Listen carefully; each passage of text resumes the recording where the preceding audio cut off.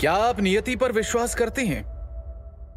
क्या आप इस बात को मानते हैं कि इस जीवन में आपके साथ जो कुछ भी हो रहा है, अच्छा या बुरा, वो सब पहले से ही निर्धारित है? हमारा बिताया हुआ हर पल आने वाले कल का संकेत देता है। हम जो कुछ भी करें, हमारी नियति हमें हमारे निर्धारित परिणाम तक पहुंचा ही देती है। नियति ने नीलवायु पुत्र को बना डाला युवराज से गुलाम, और फिर उस गुलाम को बना डाला इस युग के सबसे बड़े महायुद्ध का एक सर्वशक्तिमान योद्धा। लेकिन कैसे? ये कहानी है सुंदरनगर राज्य की, जिसे समझने के लिए हमें वक्त में थोड़ा पीछे जाना होगा। करीब 1200 साल पहले सप्त सिंधु के उत्तरी क्षेत्र पर सुंदरनगर का ही शासन था। सुख समृद्धि और ऐश्वर्य से भरपूर सुंदरनगर पर सबकी नजर थी। लेकिन वक्त बदलते देर नहीं लगती। नियति के चक्र से ना आम इंसान बच पाता है, ना राजा और ना ही कोई राज्य। अचानक राक्षसों की एक बड़ी फौज ने सुंदरनगर पर हमला कर दिया। वो लड़ाई इतनी भयानक थी कि पूरी धरती लाशों से ढक गई। राक्षसों ने सभी ताकतवर योद्धाओं को बेरहमी से मार डाला। कई प्रतिभाशाली युवाओं को तो वो जिंदा ही निगल गए। वो दृश्य इतना भयानक था कि उसके बारे में सोचकर ही किसी की भी रूह कांप जाए। अपनी तबाही का मंजर देखते हुए सुंदरनगर की उम्मीद तब जगी जब न जाने कहां से एक दिव्यात्मा प्रकट हुए। वो थे ऋषि भृगु।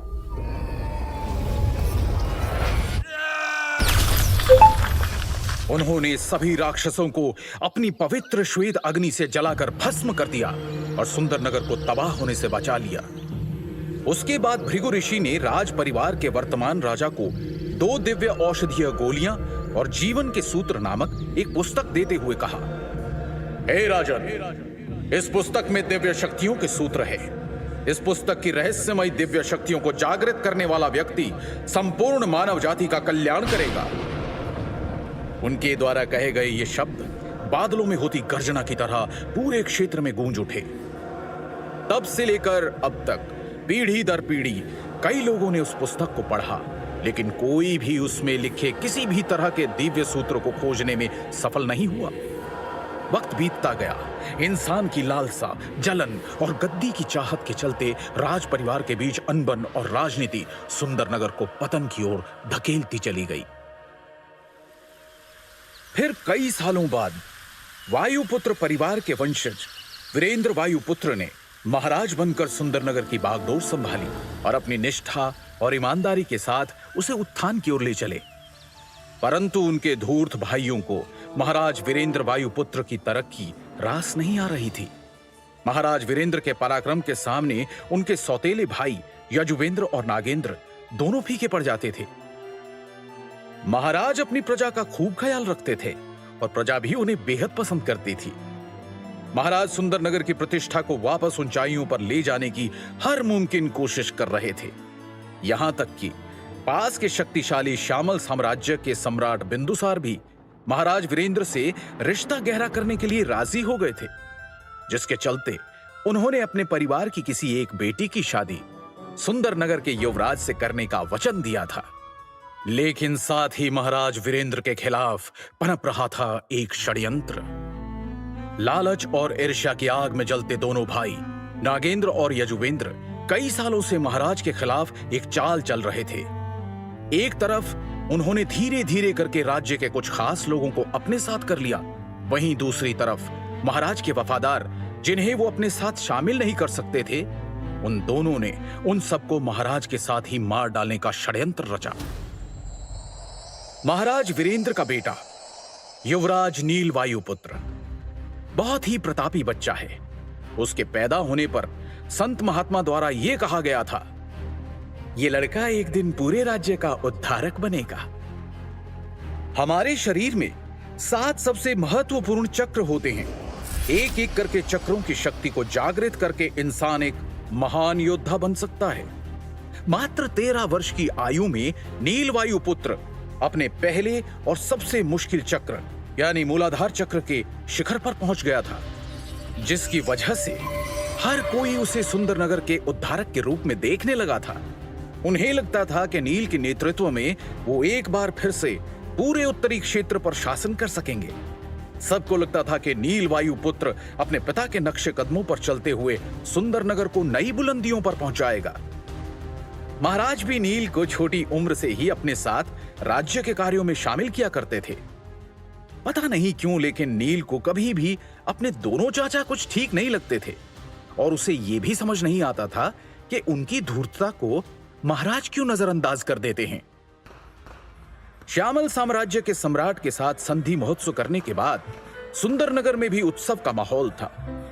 राजमहल में 13 साल का नन्हा युवराज नील भागते हुए बड़े से कमरे का दरवाजा खोलकर अंदर आता है।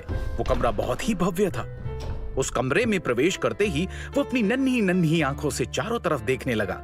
ऐसा लग रहा था मानो वो किसी को ढूंढ रहा हो। तभी उसे कक्ष के कोने में एक बड़ी कुर्सी दिखाई दी जिस पर कोई बैठा था, लेकिन उसकी तरफ पीठ होने के कारण वो कुर्सी पर बैठे व्यक्ति का चेहरा नहीं देख पा रहा था। नील के चेहरे पर एक बड़ी मुस्कान आ गई और वो दौड़ते हुए कुर्सी के सामने गया। कुर्सी पर बैठे व्यक्ति का चेहरा देखते ही नील की नन्ही आंखों में खौफ उतर आया। उसकी आंखें फटी की फटी रह गई और वो जोर से चिल्लाया, पिताश्री! 13 साल के युवराज नील वायुपुत्र ने अपने पिता को तड़पते हुए देखा था। महाराज वीरेंद्र के मुंह से खून की धार बह रही थी और उनका चेहरा पूरी तरह से नीला पड़ चुका था। ऐसा लग रहा था जैसे महाराज को घातक जहर दिया गया हो। बच्चे की चीख सुनकर कुर्सी पर बैठे महाराज ने अचानक अपनी आंखें खोली और बोले, नील, मेरे बच्चे, तुम आ गए। अपने पिता को ऐसी हालत में देखकर नील घुटनों के बल बैठ गया और नम आंखों के साथ रुआंसा होकर बोला, आपको क्या हुआ है पिताश्री? महाराज ने नील को कोई जवाब नहीं दिया, मानो उन्होंने उसे सुना ही ना हो। फिर अपनी सांसों को काबू करते हुए वो धीमी आवाज में बोले, मैंने तुम्हें एक किताब दी थी, क्या तुमने उसे पूरी तरह से समझ लिया है? पिताश्री, हम इस बारे में बाद में भी बात कर सकते हैं, पहले हमें वैद्य जी के पास चलना चाहिए, नील ने हड़बड़ाकर कहा। मौत से कुछ ही पल दूर अपनी बची हुई शक्ति इकट्ठा करते हुए महाराज धीमे स्वर में बोले, उसके लिए बहुत देर हो चुकी है बेटा। उनकी बात सुनकर नील उन्हें अजीब भाव से देख रहा था। उसे समझ में नहीं आया कि आखिर उसके पिता ऐसा क्यों कह रहे थे। एक छोटे बच्चे के लिए यह नजारा बहुत ही तकलीफ देने वाला था। नील को देखकर उसके पिता के चेहरे पर एक दर्द भरी फीकी मुस्कान आ गई और उन्होंने कांपती हुई आवाज में कहा, नील, याद रखना, तुम हमारी आखिरी उम्मीद। इससे पहले कि वो अपनी बात पूरी कर पाते, अचानक उनके शरीर ने प्राण छोड़ दिए और वो कुर्सी पर ही दम तोड़ बैठे। ये देखकर नील की दर्द भरी चीख निकली, पिताश्री! इतने में सैनिकों की एक टुकड़ी राजमहल के उस कमरे में प्रवेश करती है और साथ ही राजा के जैसे कपड़े पहने हुए नागेंद्र और यजुवेंद्र वायुपुत्र आते हैं। अपने पिता की मृत्यु पर रोते बिलखते नील पर वो जरा सी भी दया नहीं दिखाते और सैनिकों को नील को कैद करने का आदेश देते हैं। उनके षड्यंत्र से अनजान मासूम नील झुंझलाकर बोला, छोड़ो मुझे, मैंने कुछ नहीं किया है, मुझे नहीं मालूम पिताश्री को किसने मारा। उसकी इस बात पर यजुवेंद्र जोर जोर से ठहाका लगाकर हंसने लगा और नील के करीब आकर बड़ी बेरहमी से उसने मासूम नील को बालों से पकड़ लिया। उसके चेहरे के भाव अचानक ही क्रूर हो गए। दिल तो करता है कि तुझे अभी जान से मार डालूं, लेकिन कितना मासूम है तू। मैंने क्या गुनाह किया है? मैंने कुछ नहीं किया है। चाचा जी, पिताश्री को वैद्य के पास ले चलिए ना, शायद वो इन्हें ठीक कर देंगे। नील यजुवेंद्र के आगे गिड़गिड़ाने लगा। इस पर यजुवेंद्र ने नील के बालों पर अपनी पकड़ को कसते हुए एक जोरदार तमाचा उसके गाल पे जड़ दिया और क्रूरता भरे अंदाज में बोला, तेरा गुनाह ये है कि तू एक गद्दार का बेटा है। तेरा बाप तो मर चुका है, इसलिए अब उसके गुनाहों की सजा तू भुगतेगा। तू एक कैदी का जीवन बिताएगा। रोज तेरी इतनी पिटाई होगी कि तू रोज हमसे मरने की भीख मांगेगा। ऐसा कहकर यजुवेंद्र सैनिकों को इशारा करता है। उसकी आज्ञा का पालन करते हुए सैनिक नील को कारागृह ले जाने लगते हैं कि तभी पीछे खड़ा नागेंद्र एक तिरछी मुस्कान के साथ कहता है, अगर तेरी बहन नीलिमा सप्त सिंधु आश्रम न गई होती तो मैं उसे खुद अपने हाथों से सजा देता।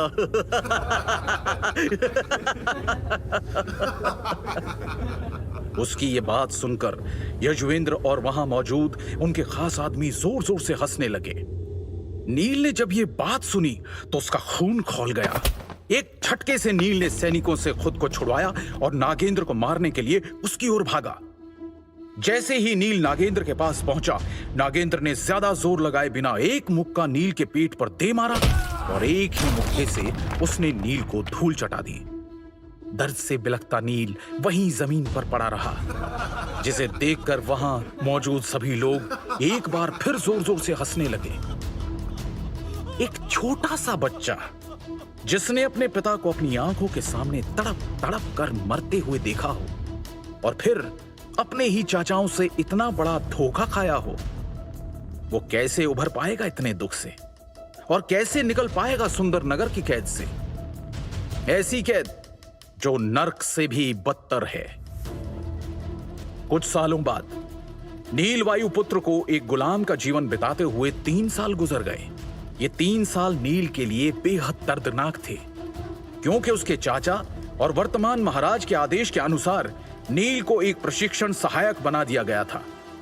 मुख्य रूप से प्रशिक्षण सहायक मौत की सजा पाए हुए वो कैदी थे जिन्हें शिष्यों के हाथों पीटने के लिए रखा गया था। सभी शिष्य अपनी तकनीकों और शक्तियों का परीक्षण इन सहायकों पर ही करते थे, यहां तक कि उन्हें पलटवार करने की भी अनुमति नहीं थी।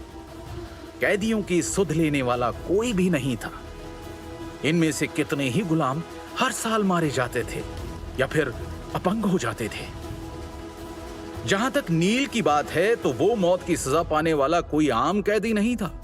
वो सुंदरनगर साम्राज्य का पूर्व युवराज था, जो पिछले 3 सालों से प्रशिक्षण सहायक बनकर लगातार मार खा रहा था। नील वायुपुत्र ने इन 3 वर्षों में इतने हमले, अपमान और पीड़ा झेली थी कि जिन्हें गिना भी नहीं जा सकता। उसने अब इसे ही अपनी नियति मानकर जीना सीख लिया था। रात का समय, दिन भर की पिटाई के बाद सभी कैदियों को उनके कारागार में डाल दिया गया। नील अभी सिर्फ 16 साल का है। उसका शरीर दुबला लेकिन चेहरा सुंदर है। अपनी चमकती नीली आंखों के साथ वो अपने कारागृह में दीपक के मंद प्रकाश में एक फटी पुरानी किताब को निराशा से देख रहा था। वो उस पुस्तक को एक बार फिर से पढ़ने की कोशिश कर रहा था। ये किताब उसके पिता द्वारा उसको मिला हुआ आखिरी तोहफा था। पुस्तक देते समय उसके पिता ने उससे कहा था, बेटा नील, ये पुस्तक हमारे पूर्वजों की पवित्र धरोहर है और ये हमारे कुल के पुनरुद्धार में सहायक होगी। मुझे विश्वास है कि तुम ही हमारे कुल का उद्धार करोगे। याद रखना बेटा, मानवता ही परम धर्म होता है। अपने पिता के वो शब्द नील के कानों में गूंज गए। वो धीरे से फुसफुसाया, भृगु ऋषि की इस किताब को मैंने 10 बार पढ़ा है। इसके अंदर के सूत्र काफी अच्छे हैं, लेकिन मानवता ही परम धर्म है।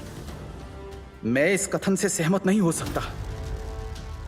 दीपक की हल्की लौ को देखते हुए उसने एक उदासी भरे स्वर में खुद से कहा, यदि मेरे पिता इतने दयालु और उदार नहीं होते, मानवता को परम धर्म नहीं मानते, तो आज हमारे राज्य की यह दुर्दशा नहीं होती और ना ही मेरे पिता की मृत्यु होती। मैं अपने पिताश्री की मौत के जिम्मेदार हर इंसान को खोज निकालूंगा और खुद अपने हाथों से उन्हें नरक से भी भयानक यातना दूंगा।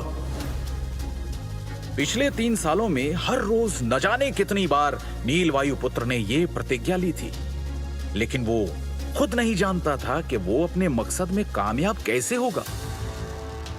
सभी समस्याओं का समाधान देने वाला कोई सूत्र, कोई उपाय या फिर शायद कोई जादुई मंत्र उस किताब में छुपा था जो आज तक अनेक बार पढ़ने पर भी उसे नहीं मिला। लेकिन नील हार नहीं मानता और उस नन्हे दीपक की रोशनी में एक बार फिर किताब पढ़ने लगता है। क्या है नील की नियति?